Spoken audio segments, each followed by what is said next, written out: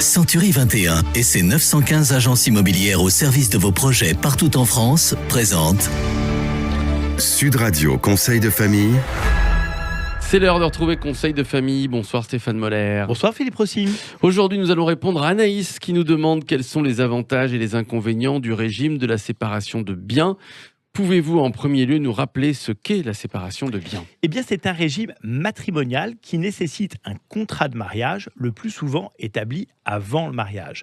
Son mécanisme est assez simple. Chacun des conjoints est responsable et propriétaire des biens immobiliers et mobiliers qu'il a acquis avant le mariage ou pendant la période de l'union. Ouais, le principe est simple, mais quels sont les avantages de ce régime ? Eh bien, l'avantage principal réside dans le fait que les dettes restent propres au conjoint qui les a contractées. Sauf celles contractées pour les besoins du ménage. Alors, les revenus ou économies de l'un des époux restent sa propriété. De plus, en cas de faillite subie par l'un des conjoints, seuls ses biens à lui seront saisis. L'un des atouts majeurs de la séparation des biens réside aussi dans sa simplicité. En effet, en cas de mésentente entre les époux, chacun reprend ses biens. Les biens de l'autre conjoint restent donc préservés. Enfin, chacun des époux peut librement acheter ou vendre ses biens immobiliers à l'exception de la résidence principale. Très bien, mais quels sont les inconvénients de ce régime matrimonial ? Eh bien, le premier point faible de la séparation de biens réside dans sa fiscalité. Chacun est tenu pour responsable des impôts de son conjoint.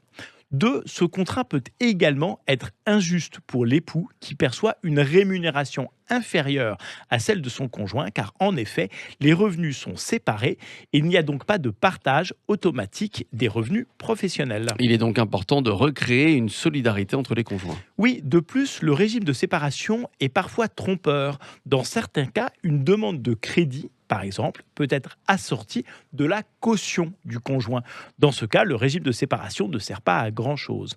Enfin, l'impossibilité d'attribution de la totalité du patrimoine au conjoint survivant, contrairement au régime légal. Et que se passe-t-il en cas de succession ? Eh bien, précisément, contrairement au régime de la communauté dans laquelle le conjoint survivant récupère la moitié du patrimoine commun, dans le cas de la séparation de biens, le conjoint survivant n'aura aucun droit sur le patrimoine du défunt, sauf disposition contraire. Existe-t-il des solutions pour protéger son conjoint ? Évidemment, la donation au dernier vivant ou donation entre époux. Chacun peut léguer à son conjoint le quart de la succession en pleine propriété et les 3/4 en usufruit, par exemple, ou alors la création d'une société d'acquêt qui permet d'acheter des biens par l'intermédiaire de cette société et donc de les placer dans une espèce de bulle de communauté. C'est très clair, merci Stéphane. Vous pouvez poser toutes vos questions aux équipes de VIA en adressant ces questions sur le site de Conseil de famille, conseil avec un s-2-famille.com. Et évidemment,